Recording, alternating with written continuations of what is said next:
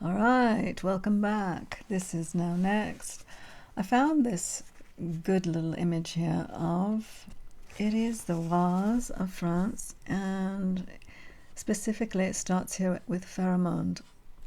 This is a 1400s, this top row, and then this 500 AD to 600. So you can kind of tell where we've been going, and also it's kind of cute. It shows their dress.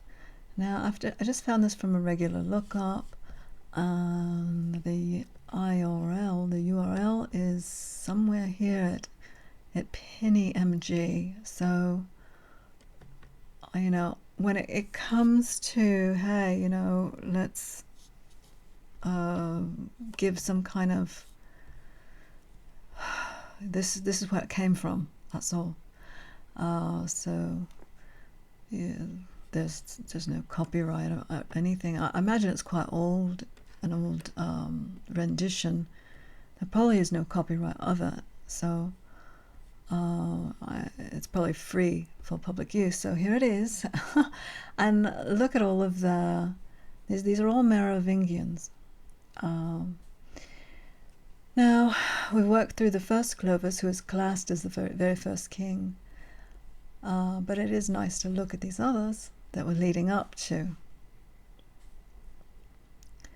And and now we're having we've been talking about this fallout, where we had, remember Sigebert was killed, and then Dagobert, I believe Dagobert was his brother, ended up saying, well, I better go. They cut off my hair, remember? They cut off his hair and sent him off to Scotland. Which at that time could have been there, Australia. So here he is, Dagobert got sent off, and now we're back at Clovis, and the whole kingdom is falling apart. They're losing all of their lands. It's becoming a big mess. It's becoming more, the nobles are taking over. The nobles are more king than the kings themselves. We don't know how this is happening. I did have a very good image, and I'll try to bring it back. It's them, conducting their affairs, and they did that in the general square of the towns. They were really out there, just by a fountain or something, and they maybe had one of those really mean battle axes in their hands, and they're dressed as king. And they're going on and making political statements or whatever. So a lot of that was done right in public. It was not done, hey, we're hidden away in a church. They did a lot of, and right at the same level. They weren't raised. They were right at the same level as the people, as the commoners. So it was quite a dangerous act to be a king, and be out there in the middle of the square, So anyway, so I'll keep this here so you can all look at it, and while I'm talking about it, but it is a good one. It goes on to Thierry, which is my next chapter. I'm going to be discussing is Thierry.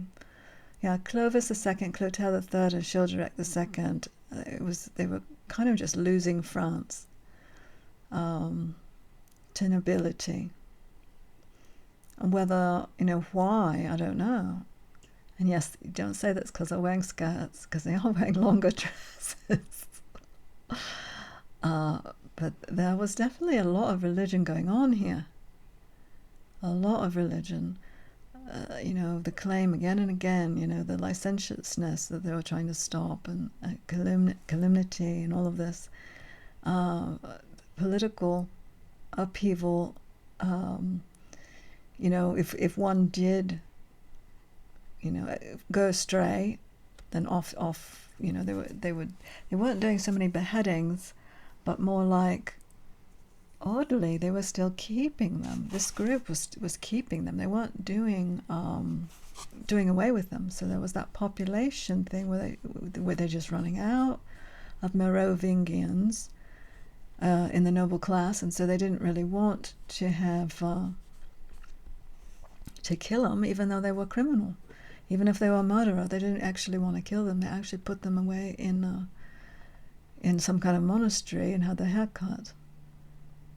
So anyway, so we're going all the way down here. I have this group next remaining, but that's it for the Merovingians. It looks like it up to the 800s. Yeah, it looks like 800. Yeah, I don't know when this was written, when this little groupage of pictures was made, but it's a really good illustration. It says Imagerie de Épinal, number 1391. All right. Now, since I'm next on Thierry, I'll leave it there. I'll leave it at him, because that's his next chapter. So it's this fellow here, in the middle. And here's Thierry. Oh, now wait a minute. I got that wrong. It says Thierry I on this, and I'm on Thierry III. What's going on here? It's still the same time frame. Oh no, I have Thierry III in my book. So for some reason, they're saying 1 ER, the firster. I don't know. So, well, maybe he's not the same Thierry now. Gosh darn it. Yeah, this is 673 AD. Right here at Childeric, he ends at 673. And now I'm off to this 673. I have a feeling it's the same one, but they're giving him a different namesake. Even though he is the third Thierry, possibly in the line, he may be the first classed as king. So here in the image, he's Thierry I. And I know I said I wasn't going to do images or anything in the first of these, and I'm like, what if somebody's blind is listening to this? Well, I'm sorry for that, because I know that's, you can't really see it. But that's I'll just try to have them at the beginning. All right, on to the reading. This is AD 673. Léger, who was Léger, was a person, who, as well as Ebroin, had left the convent of Luxiel on the death of Childeric, who was received at the court of Thierry as a tutelary deity. His first care was to procure the election of a mayor of the palace, and the choice fell upon Ludifsi, son of Archinold. The news of this election disconcerted Ebroin, who retired into Austrasia, where his friends were numerous. Wilsoaf, who governed that kingdom under Dagobert II, supplied him with troops. With the presumptuous rebel advanced as far as Nogent-les-Vierges, near Verneuil, where the king then held his court. The alarm was so sudden and unexpected that everyone had recourse to fight. I'm sorry. Recourse to flight. What happened? Oh no, now they're leaving. Thierry, the mayor of the palace, and all the noblemen of their retinue fled, first to Basseau, between Amiens and Corbie, then to Crécy-en-Ponthieu. The royal treasury was plundered, the churches were pillaged, and the whole country was laid waste.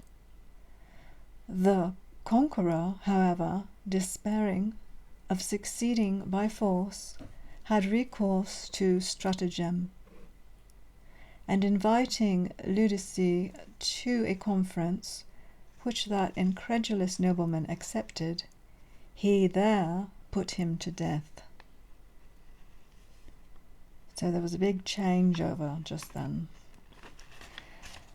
This murderous deed only served to render Thierry's hatred of Hébron more inveterate, and to show that monarch the danger of entrusting such a man with any considerable degree of authority. Hébron, sensible that the conjecture was not favourable to his designs, again retired into Austrasia, but with the determination to put his plans in execution whenever an opportunity should occur. He had the audacity to produce a pretended son of Clotaire III, and possessed sufficient credit to get him crowned under the title of Clovis III. In this infamous project he was assisted by 2 prelates who had been deprived of their episcopal dignity on the account of crimes. These were Didier, Bishop of Chalon-upon-Saône, and Bourbon, Bishop of Valencia. So if there is a Clovis III here, he is an impostor. He's listed there, Clovis III. This one here is an impostor son. He's right there in the middle.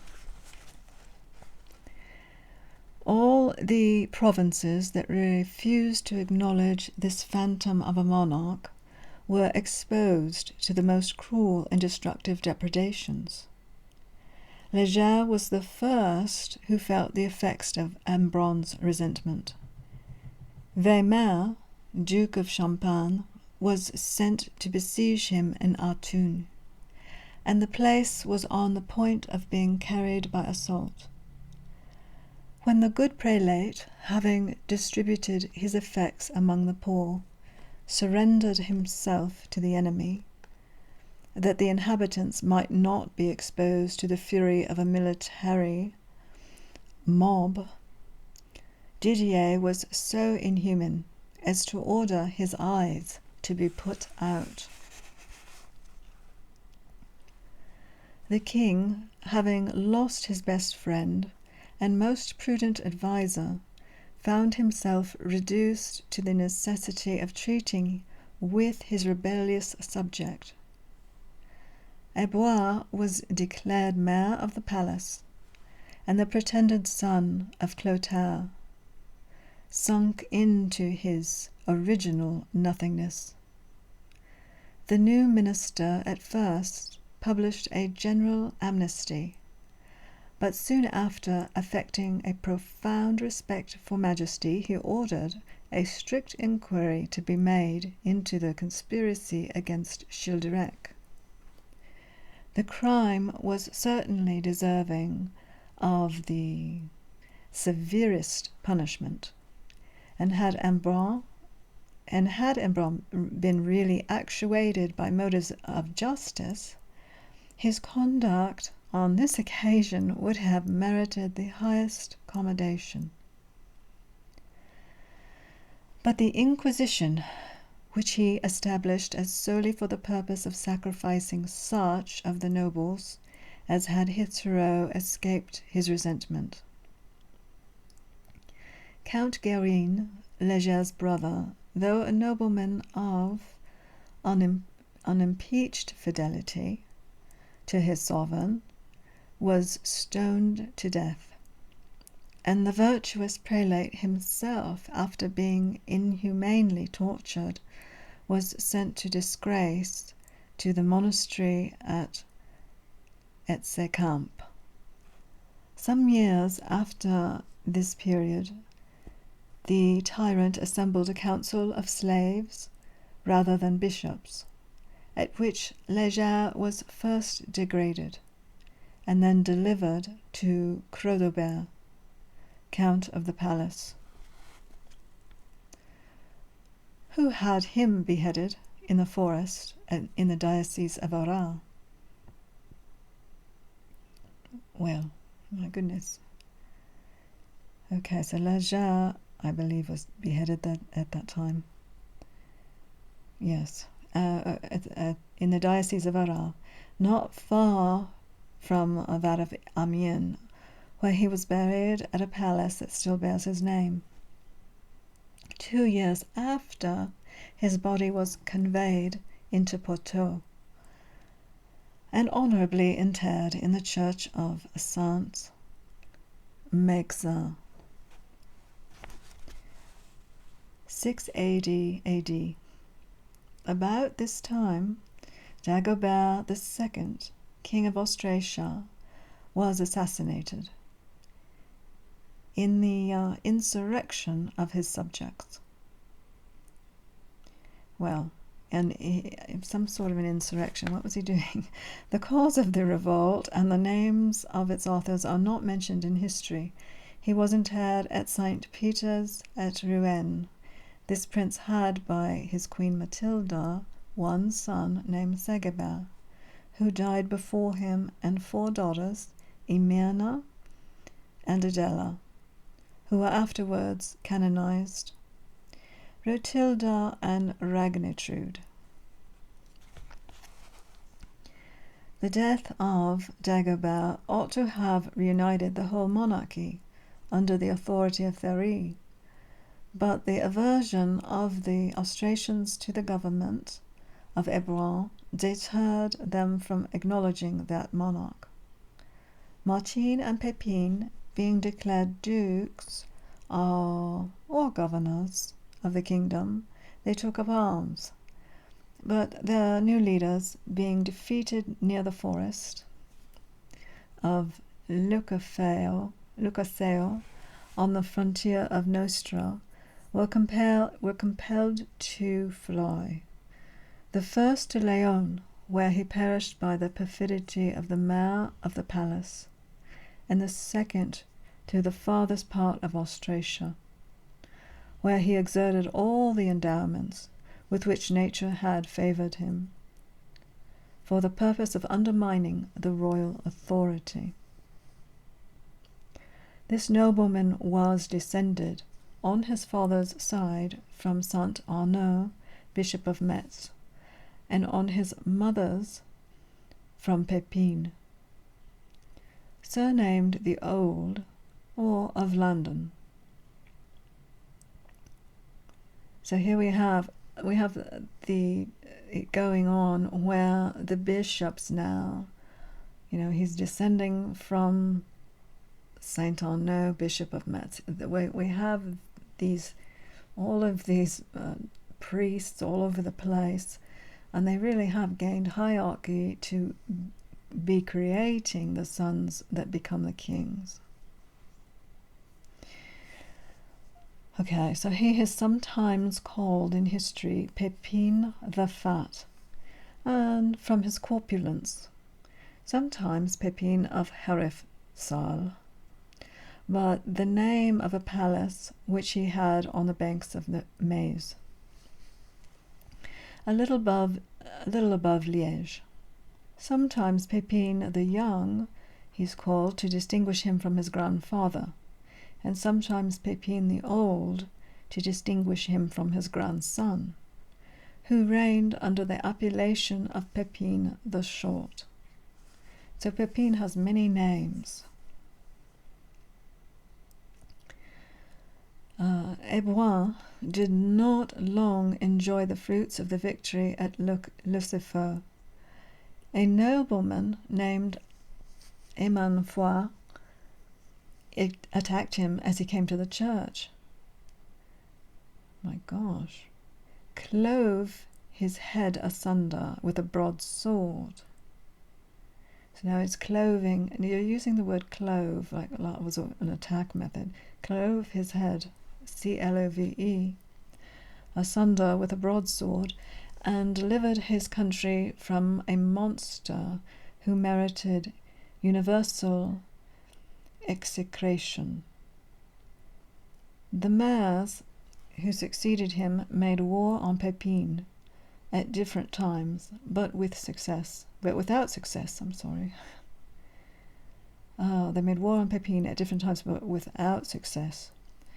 And Bertrand, the last of them, a man wholly destitute of every good quality, was doomed to be at once the witness and the victim of his elevation. 687 AD.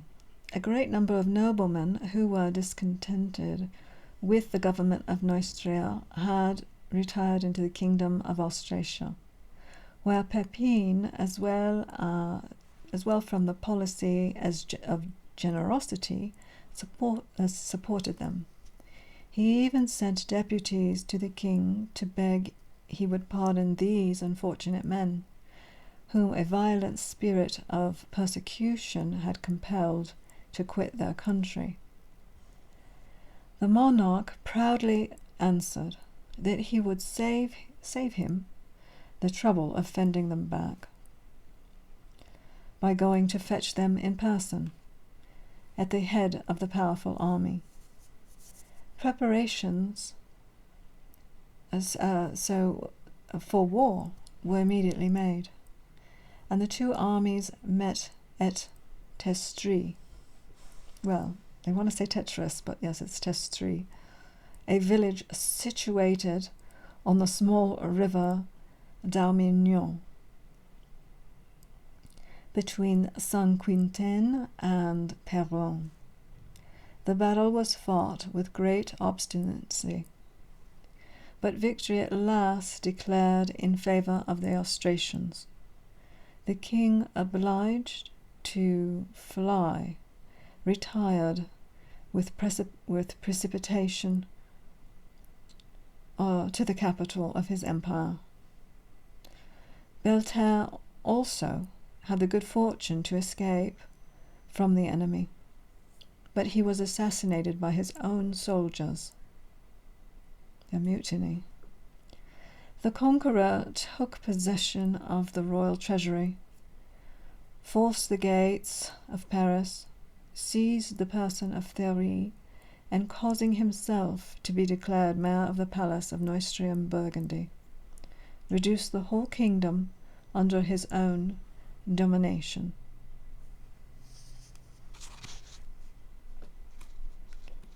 All right, so Pepin, when he had secured this enormous extent of power, so now we're up to Pepin. Now, I don't have Pepin listed here with all this power.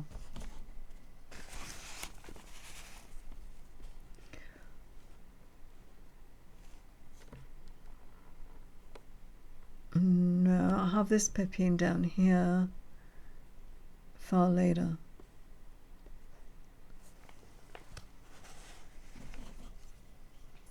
Alright, so let's go back to Pepin. Where is he? He conducted himself with so much prudence, moderation, and propriety that he attracted the attention of foreign power, many of whom honoured him with particular marks of esteem.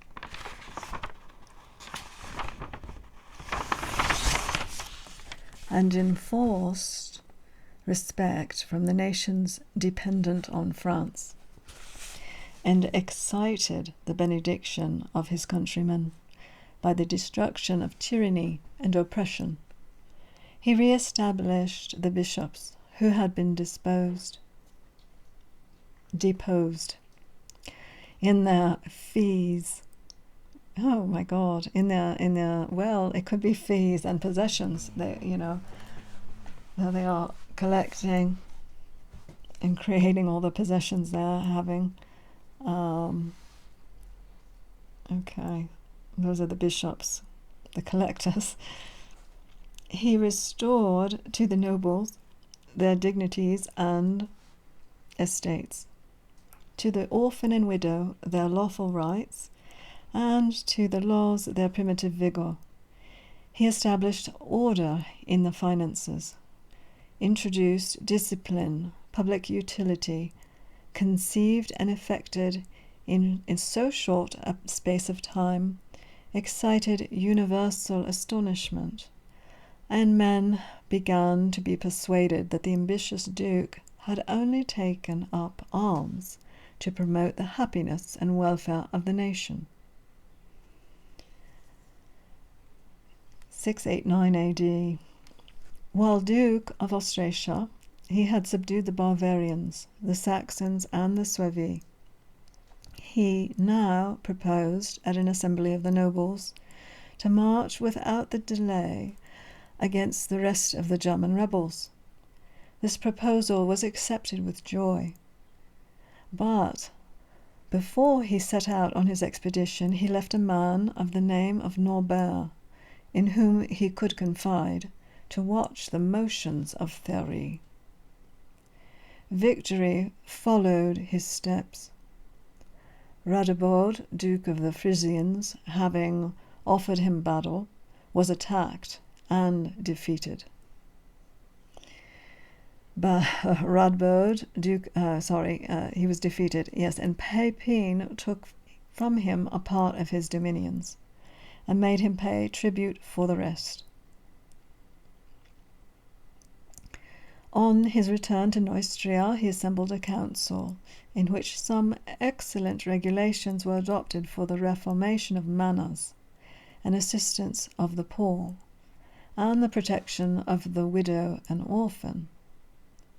By this artful system of policy, and by 1,000 actions of piety, justice, and valour, he conciliated the affections of the people, and attempted to overcome their settled aversion to acknowledge any other matters than the descendants of their ancient monarchs.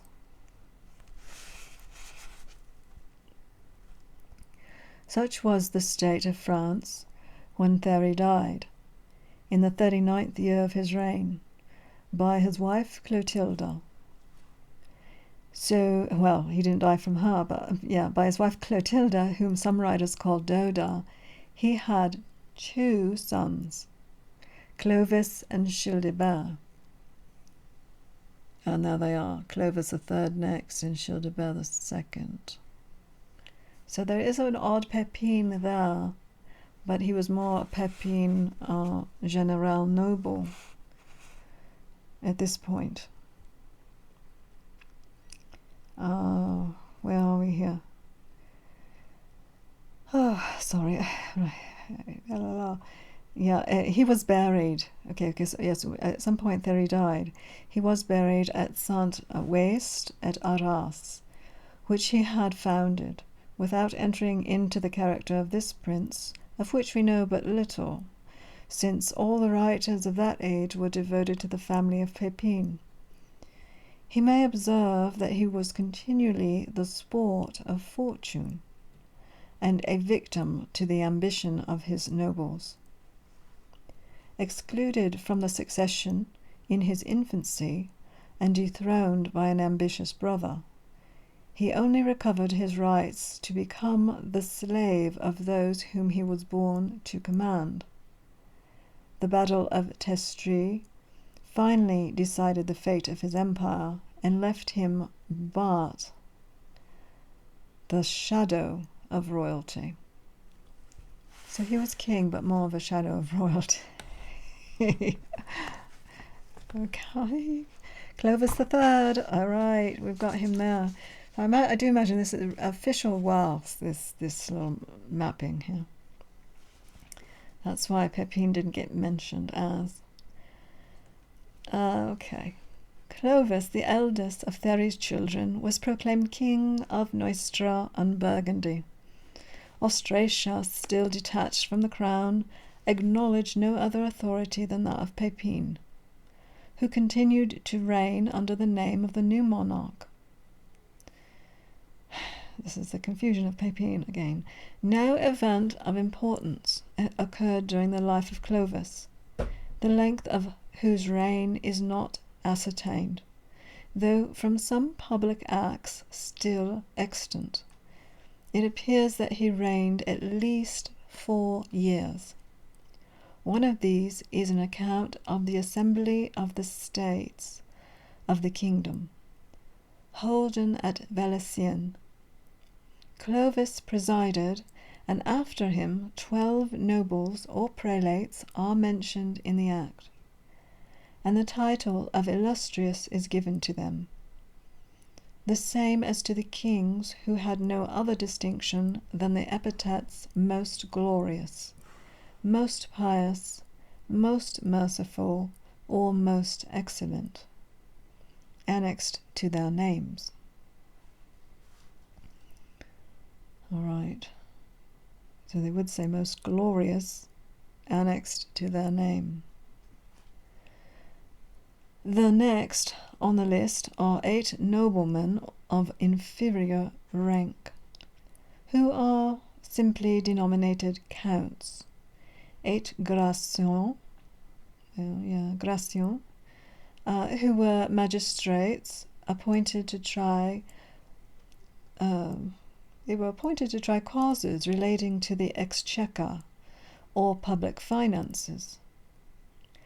4 domestics or governors of royal mansions, 4 referendaries, whose business it was to affix the royal signet to all public acts, and 4 seneschals, who were inferior officers, subordinate to the mayors.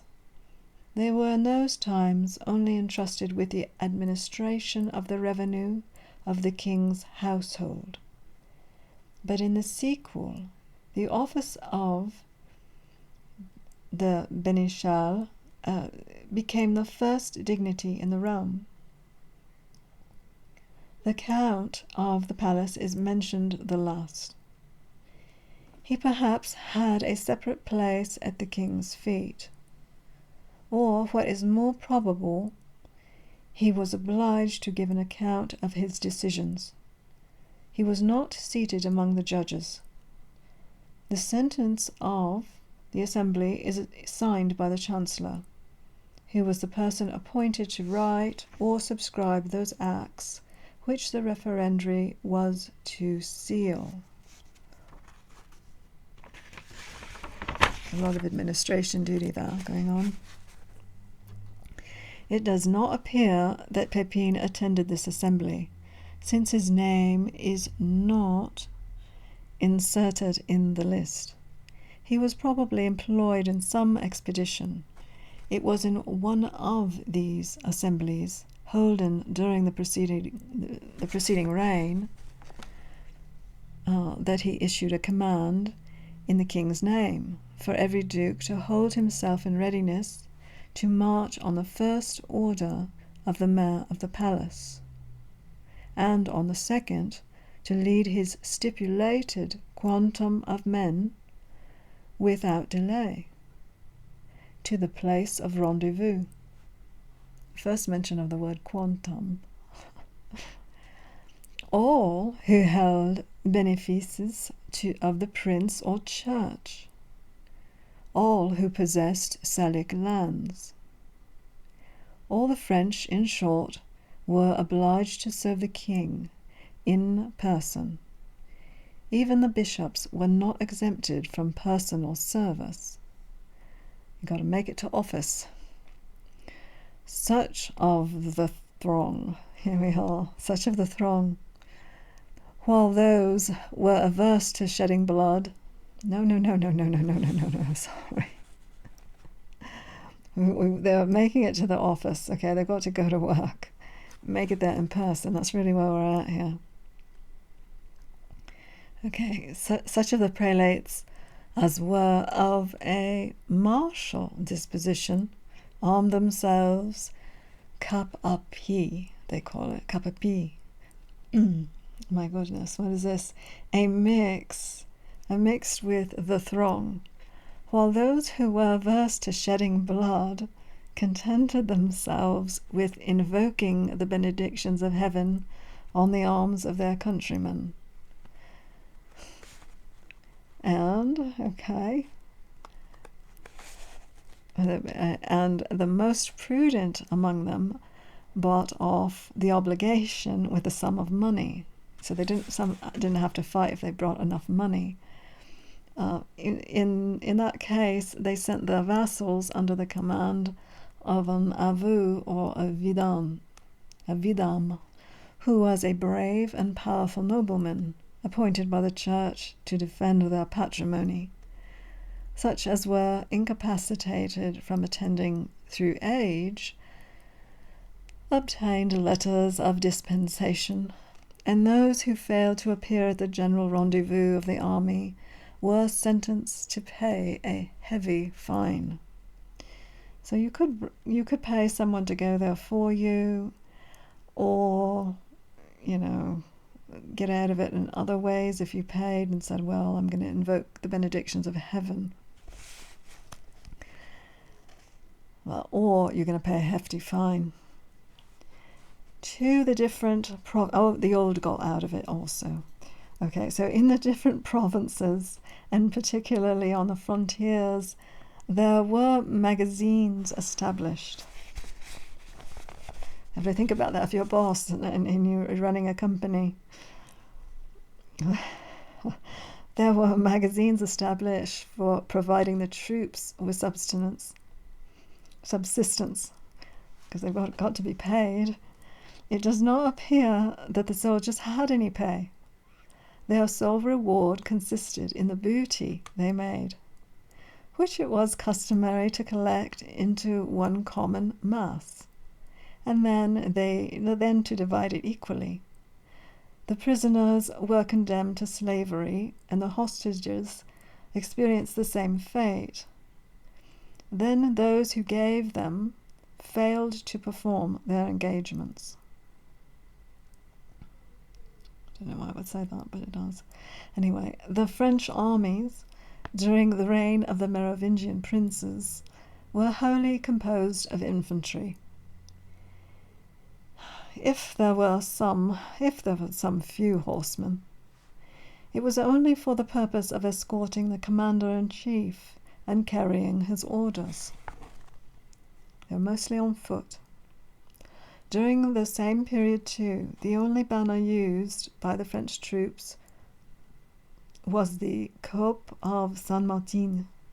It was a kind of veil made of silk and bearing the image of the saint, from whose tomb it was brought with great pomp whenever it was wanted. It was kept under a tent, and just before battle began, was carried round the camp in triumph. The early kings had such confidence in the protection of their saint that with this standard they thought themselves sure of victory. So they brought out this special cape, cloak, a banner of some sort. The Assembly of Valenciennes was the last memorable event of the reign of Clovis, who died in the 14th or 15th year of his age, and was buried at Choisy-upon-Aisne, near Compiègne. All right, it was a long time today, a little bit. I'll go off to Chilibert III. But yeah, a lot of that, they were getting into the mechanics of their operation, of their administration. Interesting about the war just before, how they parade with that special holy spiritual cloth. That's, it's like, yes, we're going to win. So yeah, the rally of the troops, because their troops are not paid. They were only paid through, maybe something that came out of whatever they stole. And yeah, anyway, so thank you for listening for that one.